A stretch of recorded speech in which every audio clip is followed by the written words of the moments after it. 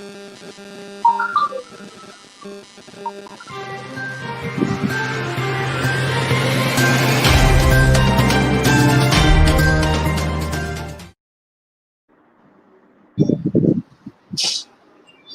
afternoon, everyone. My name is Megan, and here with me is Shatoshi. And we are this is the youth segment for Flickon TV live show, and we are going to be talking about governance, the ending to bad governance in Nigeria, the role of youth. And with us this morning, we have Mr. Collins, a social media influencer who has accepted our lives with us from Akodi. Thank you very much. Sir, for joining our live. Thank you very much. Thank you for having me. So, what is happening right now at Akodi? Okay. What is the update? Here in Makodi, we just in Makodi we don't have protests like it's happening in other places like Lagos and Abuja, Port Harcourt. We just had this prayer walk this morning. The prayer walk was organized by some young people here in Makodi who are mostly church people who are Christians. They decided to have a prayer walk, and it gathered other young people from across every other denomination, across all walks of life, and everyone gathered this morning from 10 a.m. At the IBB Square in Makodi to have this prayer walk. And we prayed for Nigeria, we prayed for the state, we prayed for the government, we prayed for the economy, we prayed for every aspect of every aspect of Nigerian life. And we believe that. Hello? Yes, we can hear you, sir. Okay, so we prayed for every aspect of life in Nigeria because we believe that beyond just having social change, there must be some spiritual input. If you have social change and the people who are in the churches are not playing their part or not playing their roles and are not doing what they should do to help the social change, it will not work because the citizens, most of them are church people. So we gathered under that umbrella. There's no leader of this prayer walk. There is no one organizer. It is just young people coming together from all walks of life to just have this prayer walk, and that's what happened in Makodi this morning.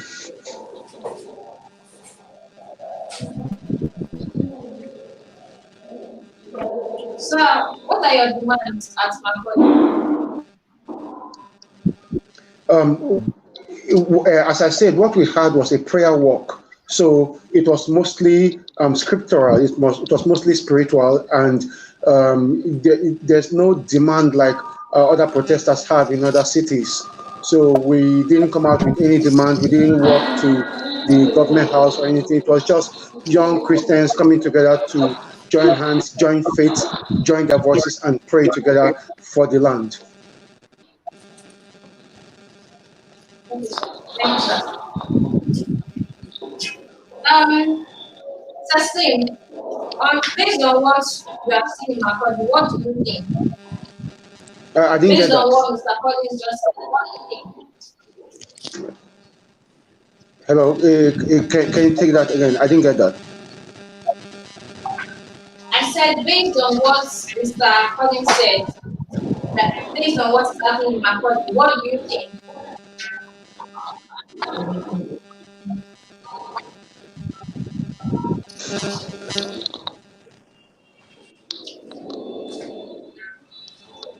Can you take the statement?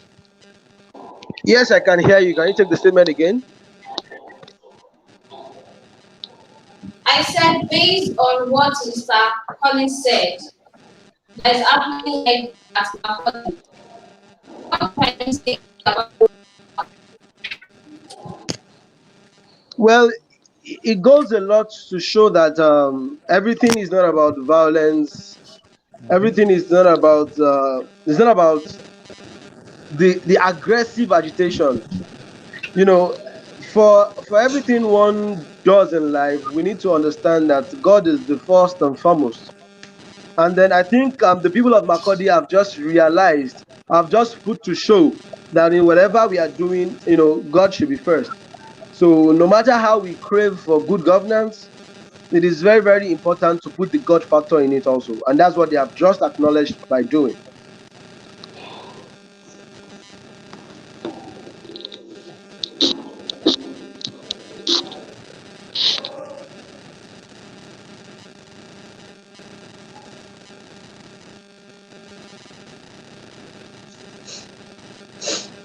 Okay.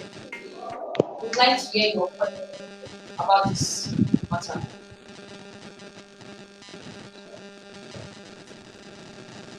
James, can you hear me? Yeah, I can. Yeah,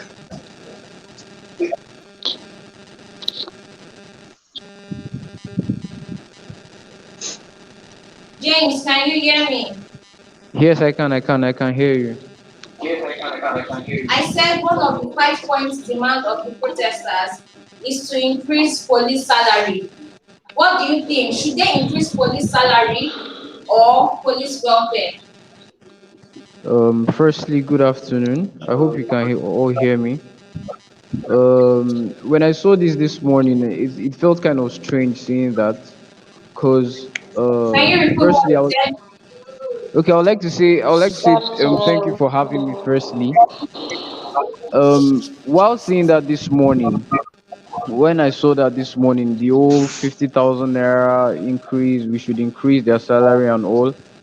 I felt kind of sad for those people in Okay. the policing sector because most times when you go on the streets, what they tend to do is ask for little change. I don't know if you've experienced that before. So this goes to show that actually you can't give a man with a family, a man that has daughters that is sending his children to school 50,000 naira, and you feel that will be enough for him to cater for his family. That's totally wrong. Whilst whilst that is a good So you're trying to suggestion, say that they should increase police salary. yeah. That's what I'm trying to say, definitely. But that doesn't change everything. That's not the total solution to this. Changing the salary is just one thing. But it was part The of the reform five of the police is another thing. demand that the protesters Sorry? asked for. You said that doesn't change anything. You said that doesn't change anything, but it was part of the 5 points demand that the protesters asked for. And you are yet saying that it doesn't change anything. So why was it part of the No, 5 points demand? actually, the thing is, when you're adding that, you have to take into context what the protesters are demanding for. Firstly, I'm not the kind of person that I would love driving and can you hear me? He does not understand what that's. Hello, can you hear me? Yeah, I can. Okay, sorry, can you come again with your question? I can't hear I you can hear very you. well. Can you hear me now? Yes, I can. Okay. So you were saying,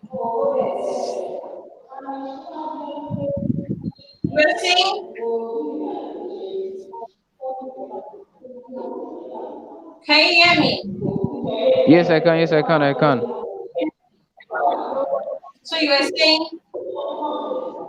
Okay, so I'm saying that that's the reason that increasing the salaries actually doesn't change the violence, it doesn't change police brutality, it doesn't change the fact that the police come out and beat youth anyhow. It doesn't change that.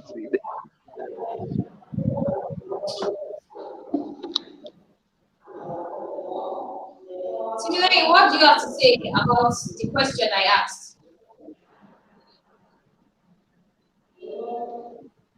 Similarly, All can you right. Good hear me? afternoon, everybody. Good afternoon. Concerning the can you comment of the police salary and all? I feel how they stand up for the job, they know what is involved. They know that yes, this is the pay in it and all. And I don't think that is an excuse for brutality.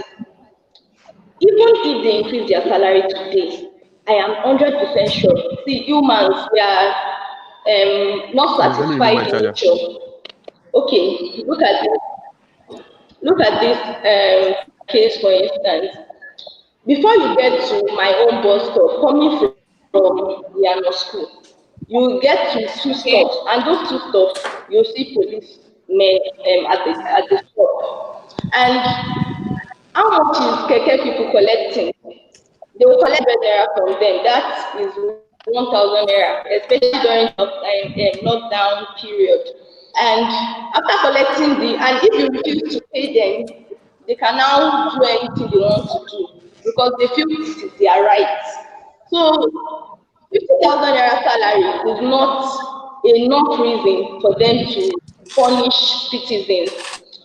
If that is the case, that means beggars that don't even have up to 50,000 should be beating people whenever they see them or robbing people on the road and all. So that is not even an excuse.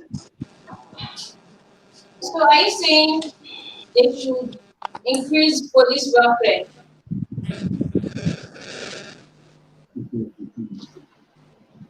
Are you saying they should improve police welfare? Increasing How their do you do welfare, that? yes, is a good idea. No, Come no, again. no. I'm not it, and I'm not saying they should increase. Mind that even if the salary or their welfare, they should still give them straight instructions even after increase because I know Nigerian women, I know them, even the women, they are the same thing. They are still going to continue in this. Increment of salary cannot end it. Miss Timilaine, have you been to a police barrack before? Hmm?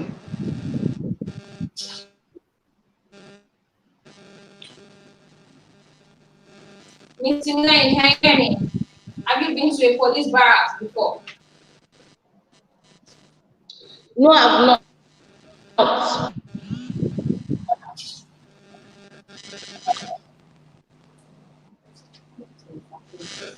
Mr. Collins, Yes, Man, yes, have you I'm network been is here. to a bad from police your side, barrack man. before? Very, very No, bad from your no, side. no, I I've can I not. can hear you. I can hear you. Have you been to a police Like who barracks are before? in such situations. Okay, let me give I was coming from Ikeja with one of my friends and the police came. And when we came down, can you hear me? Yeah, I can hear you. Is that question for Can you me? hear You say me? police barrack. All right. I said no, I've not, but I'm giving an instance of what coming from Ikeja. I was coming from Ikeja and they stopped us. They looked into the bus and they saw some guys and Mr. they Collins, told can you us to hear come us? down and bring his phone. I came down with my friend and they were like, because of the guy. The policeman was not like, ah, is he your boyfriend? And I was like, no. He was not like, are you the one that will answer the question for him? And I was like, what do you mean? He was like, okay, when last did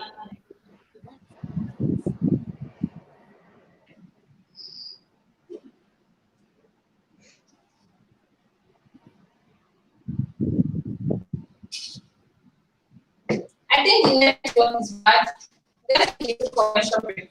We'll be right back. Thank you.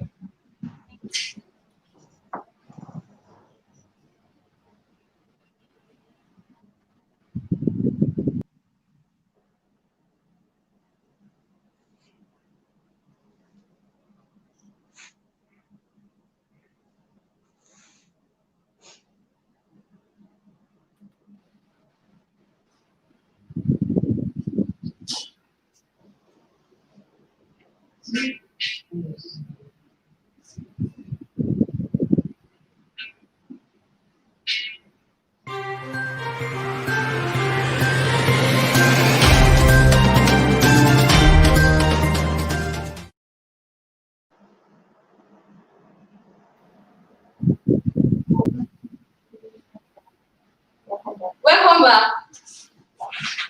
Welcome back to our live show. So, Mr. Collins, Yeah. I was asking a question.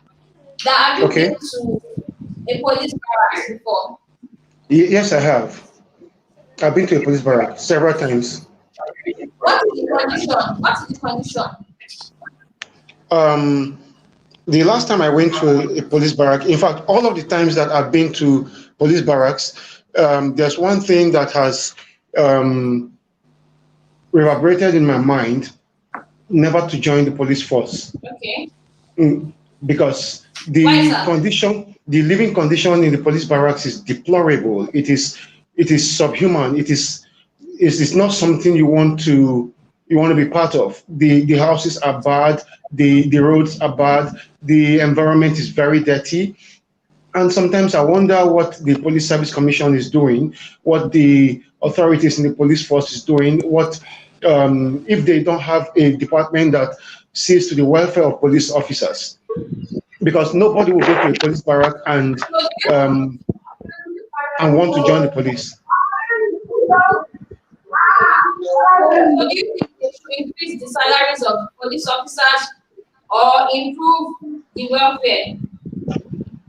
Yeah, yes, I'm all for that. I'm all for improvement of their welfare. I'm all for increasing their salary, because I believe that if they were earning well, they would not be requesting for 20 naira, 15 naira from travelers, from transporters.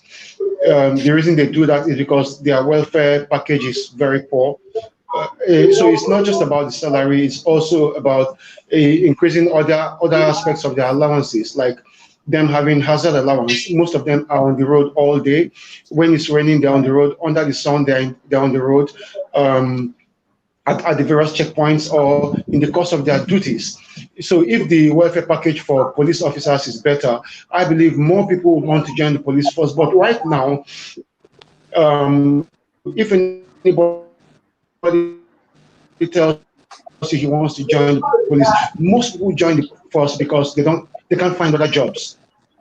So joining the police force is like a last result. It's like if the welfare package for the police officers was good, you find some credible people, people of better integrity, people with better commitment, people with better dedication, seeking to join the police force, just as you have in the Western world, where you have very educated people seeking to join the police force, where you have kids, you ask them, what do you want to do? What do you want to be in future? They tell you they want to be a police officer.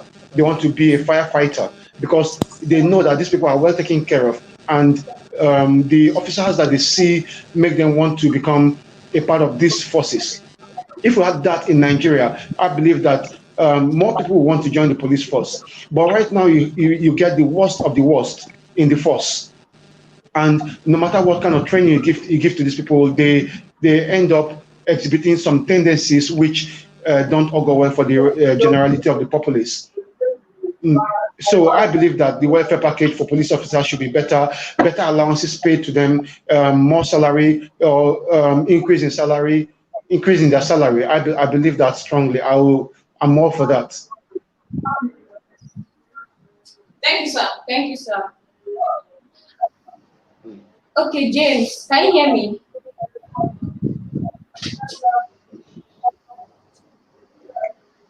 James, can you hear me?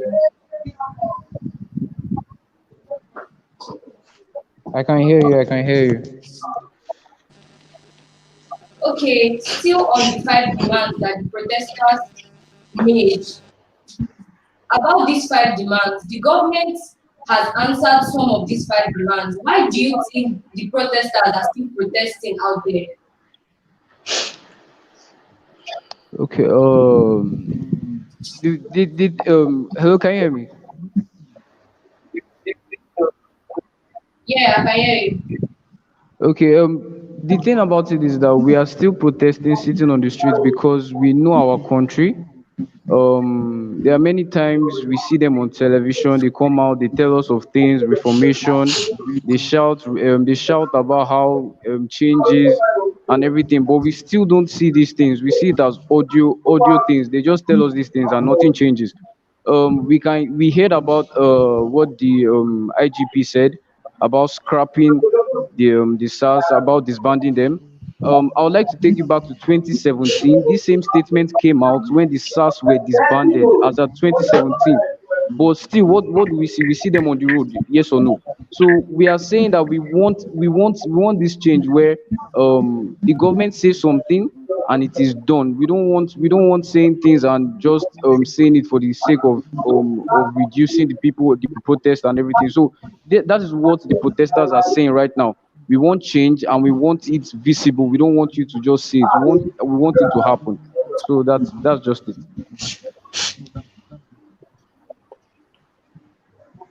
So, James, do you think there has been progress? Think there has been Um, a um, progress on my part, yes, I would say there has been on the progress demand? in. Okay, on the demands, I wouldn't say I haven't seen any reason for progress. All I've seen is meetings here and there. As of yesterday, no, this morning, I heard this Lagos State Governor had a meeting with Buhari, and they discussed the demands of Lagosians on the basis of of SARS. So there is no progress for now until we see these changes being made. Until we see these changes being made, I can't say that there's any progress. For now, there's no progress, just discussions. And can I add something to that? Can I add something to that?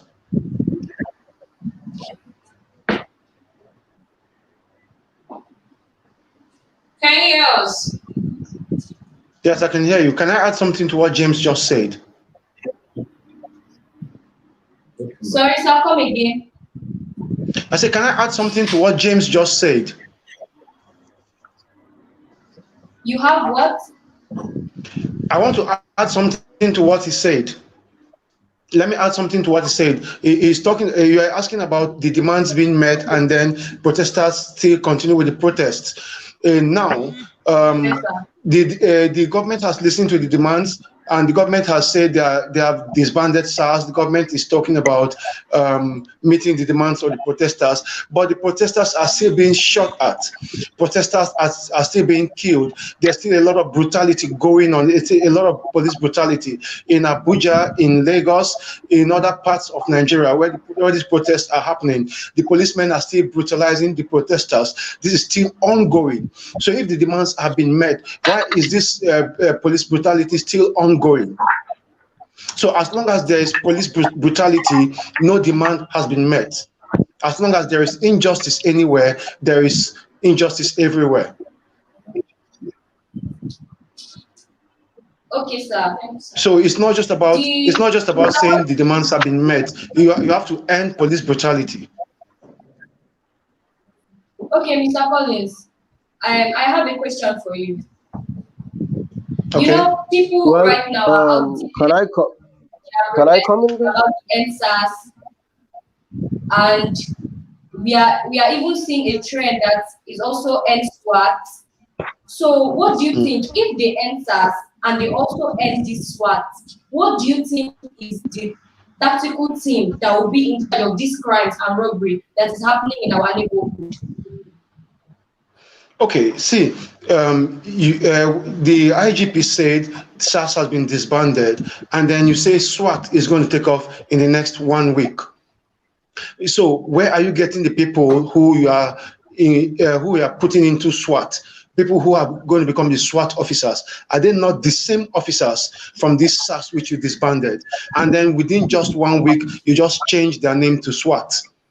There's nothing that has changed. It is still the same officers. There is no new recruitment that has been done. There is no orientation that has been done, no reorientation. There is nothing that has changed. The same people with the same mindset with just a different terminology, and nothing has changed at all. So we are talking about, it's not just about disbanding SARS or ending SWAT. There has to be something, there has to be some better training for officers. There has to be some recruitment. And when we're talking about training, it's not just the regular training they have at the police college. There has to be some psychological evaluation of officers, which you are bringing into the new unit, which you call SWAT, whatever name you want to call the new unit. There has to be something different from what has obtained, from what we have right now. It's not just about changing the name. What else has changed So beyond the name? can I come Thank in? you, sir. Can I This is what we should be talking about. can I come in and chip in something? Okay, sure. Okay, so We firstly, are listening. either SARS or SWAT, the major thing that is there is the fact that most people recruited into that unit are uneducated people. The very first Come thing is that again. most of them are, I said, most people recruited into that unit are uneducated people. Most of them are not learned. They barely have a primary school education. At least most of them, they will claim they have primary school education. But beyond that, we need to look forward to a police force that will recruit people who have knowledge of what they want to do, not people who are just taken to the barracks. The people on the streets are the uneducated ones, while the educated ones are always seen in the office. I think that's the issue in the police force, that the fact that they believe because you are uneducated, you are useful best on the street. And then if you are the educated one, they put you in the office. Whereas the need to communicate to the society and the means of communication and the technical know-how of that communication is known by the people who went to school. So I think we need to now bring back to board the fact that people who are educated need to give the police force a second thought. Yeah. And then they should stop putting the educated ones inside office. There is need for communication. Those are the people that can communicate best, not the people that are not learned, that are not educated. For someone who is an illiterate, anything can come to his or her mind. Thank you, sir. You know, anything can come to Thank his you. or her mind. So I think we should put our educated officers on the streets more than the uneducated ones.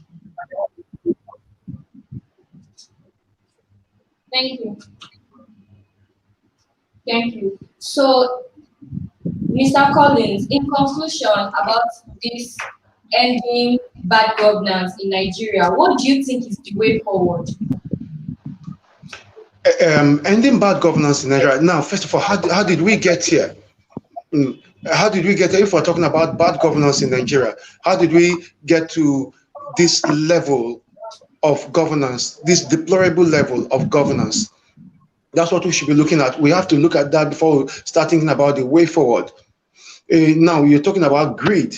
You're talking about recycling the same people from one party to the other. We have to talk about reform of the political parties themselves. What do these political parties stand for? Let's say, for example, in the US, if you're a Republican, you know what you stand. You know what your stand is as a Republican. If you're a Democrat, you know what your stand is as a Democrat. You hardly see people cross-carpeting from the Republican Party to the Democratic Party, because these two parties represent different ideas, different policies. Now, in Nigeria, what do we have in Nigeria? You just have different names, different letters, but the same people believing the same thing, carrying out the same, perpetrating the same acts. So we have to look at the reform in the political party itself. And then, because it's these parties that throw up the candidates, it's this party that throw up the people that become our leaders. So if we can reform it at the party level and ensure that we have people of integrity who believe in the tenets of the party, who believe in what the parties stand for, then we can begin to talk about making a difference. Because if I belong to a party and my party stands for a particular policy, and your party stands for a different policy, I can't just move from one party, from my party to your party, because the ideologies are different. So we have to look at the ideologies of each political party. That's where governance comes from, because we don't have independent candidates in Nigeria yet. So everybody who stands as a candidate, everybody who emerges as a political leader comes from a political party. And then they tend to promote the ideologies of their political parties. So if the ideologies of the political parties are different, if they are worked on, if they are better, we're going to have better leaders emerging from these political parties. So we have to start looking at it from that level. ensure that we don't have greedy people. We ensure that we have people of proven integrity. We have to ensure that the people who emerge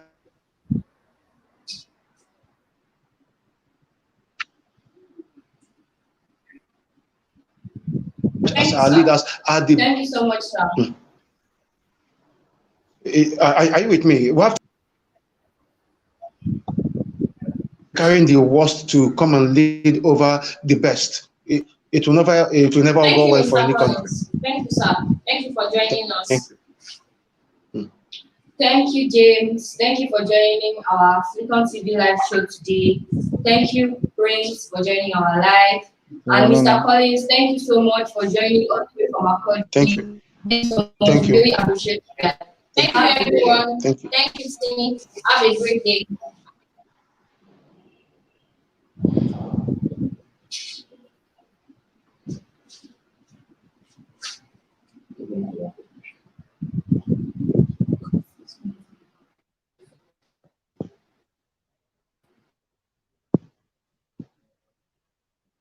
Ah, man. In Nigeria, because